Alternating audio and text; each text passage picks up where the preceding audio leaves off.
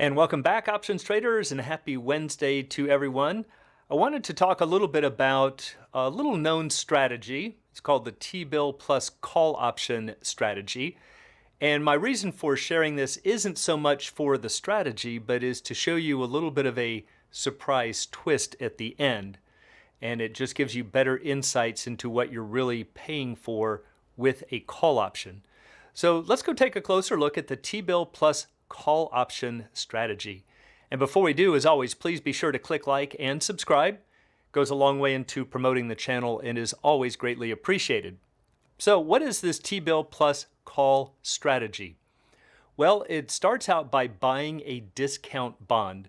A discount bond is like a T-bill. It could be a zero coupon bond, but it's sold at a discount to face value, and then it matures to the face value. So they don't pay any interest in the interim, but the difference between what you pay and what you receive acts like interest. So the way that this strategy works is that the face value of the bond that you buy will be the strike price of the call. And then what you're going to do is you're going to buy this bond, and of course it will, or at least effectively, earn interest. Then you're going to buy the call, again the call that has the same strike as the face value of the bond. And the idea of the strategy is that the interest earned on this bond offsets the cost of the call. So in a way, traders kind of feel like they're getting something for nothing. Instead of buying the stock, they can buy this T-bill, let it earn some interest, and then that offsets the cost of the call. And then what they do is say, well, if the stock is above the strike at expiration, you can take the proceeds from the T-bill and exercise to buy the shares, because we know that the face value of that T-bill will equal the strike price. So you'll definitely have enough money sitting in that T-bill. On the other hand, if the stock is below the strike, well, then don't exercise, and at least you've salvaged the face value of the T-bill. Because if you had instead bought the shares, and in the worst case, the shares go to zero, at least you've got the face value of the bond. So it's a little bit of an insurance policy. Now, to understand more of the details of this strategy, we have to backpedal a little bit and talk about the time value of money. We've talked about this in other videos, but just for a little refresher, this is a very basic financial concept. There's really two basic valuations that we use for money. There's what's called the future value, and there is the present value. And so the value today at the present is the present value. The future value is the value that it will be given a risk-free interest rate. So let's say that the risk-free interest rate is 5%. Well, if that's true, if you have $100 in your pocket, that is the present value. It's the value of that money right now. However, if interest rates are 5%, we also know you could take that money, invest it, let's say, for a year, and have 105 in 1 year. That would be the future value of the money. And notice, to calculate that value, we simply multiplied by 1 plus the interest rate. 1.05 takes us straight to the answer of 105. Well, like any math problem, we can work it backwards. Notice if we multiplied, going from left to right, multiplied by 1.05, if we wanted to take a future value and bring it back to the present, we would divide by 1.05. So let's say that somebody owes you $105 in 1 year. What should you be willing to take to settle the debt today? Well, take the future value and divide by 1.05, and that gives us 100. So you might think, well, wait a minute, if somebody owes me $105 in a year, why shouldn't they pay me 105 today? Well, because if they pay you 100 today, you could invest it at the risk-free rate and have the 105 in the future. So they're just two different ways of really saying the same thing. So in the world of finance, we could say that $100 today is the same thing as 105 1 year from now, assuming that the risk-free rate is 5%, because we know for sure that you could get this 5%. All right, so that's just the idea behind being able to look at money in the future and also look at the value today. All right, so keeping that in mind, let's take a look at the T-bill plus call strategy.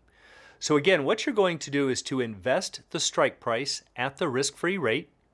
So let's say that you are considering buying a $100 call. And rather than going out to buy the call, you want to do this T-bill plus call option strategy. Well, what you're going to do is to buy a 100-face treasury bill, which would really be 10,000 because 100 shares at $100 would be 10,000. But I'm just going to put it in terms of $100. So you would have to invest $95.24 today. And that is found by taking 100 face divided by 1.05. We're still assuming the risk-free rate is 5%. So you would invest $95.24, and then in 1 year, it will be worth 100. It'll be worth that strike price.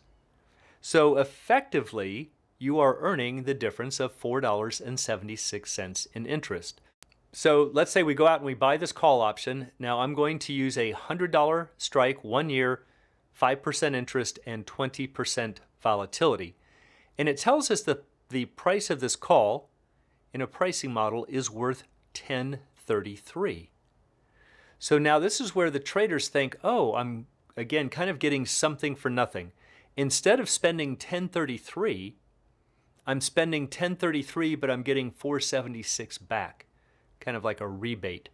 So once we do that and we subtract out the $4.76, effectively I'm only paying $5.57 for the call option, which is a whole lot better than $10.33. And again, the reason is that we are reducing the cost by the amount of interest. So that's the idea behind the T-bill plus call strategy. So in traders' minds, this is what they're thinking. Well, I would have spent $10.33 on the call. This would have been my maximum loss over here at $10.33. But because instead I bought the T-bill and I earned $4.76 in interest, I have effectively shifted this risk graph up, and now my maximum loss is $5.57. So again, that's kind of the lure of the strategy. Well, is that really true? Do we kind of capture something for nothing here? Are we really paying only $5.57 instead of $10.33? So if we go over to a pricing model, here we have the stock at 100, the strike at 100, 360 days to expiration, 20% volatility, and 5% risk-free interest. And the pricing model says that the call is worth $10.33. That's what I've been using in this example. Well, what do you suppose the value of the put is? Well, under these conditions, it's $5.57. It's the effective price of the call once we back out the interest rate. So see, there really are no freebies. We could either buy the stock and forego the interest, and then we just buy the put for $5.57, or if we want to try to do it in a roundabout way, we invest the cash, buy the call, and then let the interest offset the price of the call, in which case you're right back to the price of the put. So the thing that you have to understand is that when we have the $100 call valued at $10.33, what most traders learn is that there's an intrinsic value and an extrinsic value, or a time value. So the intrinsic value is 0 because we're dealing with the 100 strike with the stock at 100, and it's all extrinsic value, which is $10.33. But as you get more advanced with options trading, you should learn to break the extrinsic value into two component parts. There is a cost of carry, in this example, $4.76, and the balance of that is what you're really paying for the volatility. So we kind of have to back this out. And we're saying what you're really paying for the insurance policy is $5.57. So watch how this works. Let's go back to 20% volatility. We saw the call at $10.33, the put at $5.57. If we back out the interest, look at that.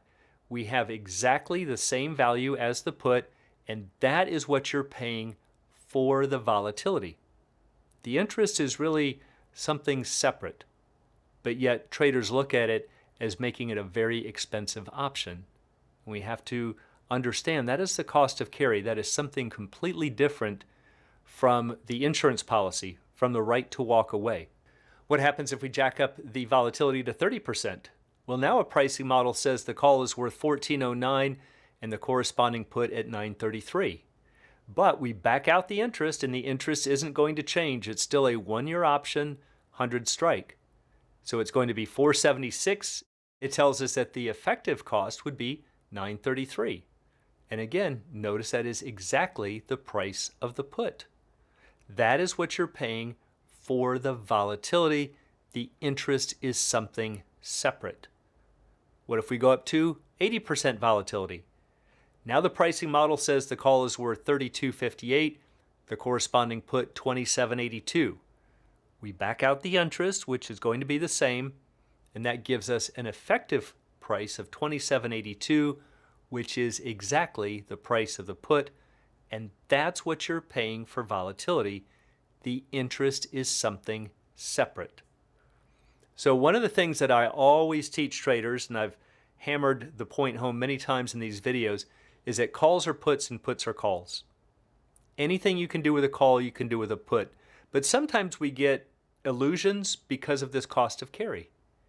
So what we've learned here from the T-bill plus call strategy is that if you own the shares, sure, go ahead and buy the puts, and that will give you a synthetic call.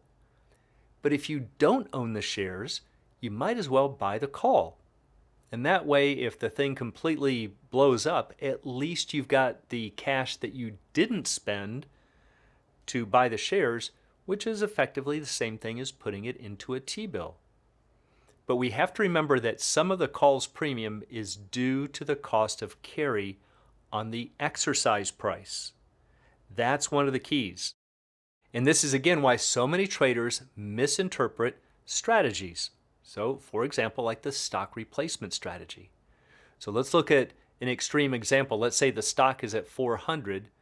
You go to a very deep in the money strike, maybe a 280, 1 year to expiration, 30% volatility, and 5% interest. Look at the price of this call, $137. And traders go, there is no way I would spend $137 on a call option. You're not. A lot of this is from the cost of carry on the exercise price. And the bigger that exercise price gets, and or the longer the time to expiration, or the higher the interest rates, the higher the cost of carry becomes. So one of the little tricks you can do is say, well, let me look across the board at the corresponding put. This is really what you're paying for the insurance policy. Because just like we showed before, if we calculated the interest and subtracted it off of here, we'd come up with exactly $385. This is the cost of the option, or the right to walk away, and it's really just a little over 1 cent per day. So if you were to buy this strike right here, the 280 strike with 1 year, even though traders think they're buying a ridiculously expensive option, it's not really even an option. Look at this. You can barely tell the call option, which is in red, apart from the stock, which is in black. The call option underperforms the stock out here by just a little bit. That's the 385 value of the put right there. But you can see it's just almost nothing. However, if the stock price does fall, look what happens. The call's price starts to level off. And that's gamma coming to your rescue. So we've got this benefit right here where the call option starts losing a lot less if things go against us. But if things go in our favor, really it's no different than just holding shares of stock. We're just doing it for a lot less money. So hopefully that gives you a nice little roundabout way of understanding why when we buy deep in the money calls, you're not really spending money on an expensive option. It's just the opposite. It's a lot of cash, it's a lot of intrinsic value, but very little optionality or extrinsic value. And one of the easiest ways to show that is to take a closer look at the T-bill plus call option strategy. And for anyone who'd like to learn more about the arts and science of options trading, please check out the Alpha Trader course, Strategy Lab, and a brand new candlesticks and technical analysis class. It's all at optionsatoz.com. Also, please join us on Options A to Z's Facebook trading group, and you can find a link in the description below.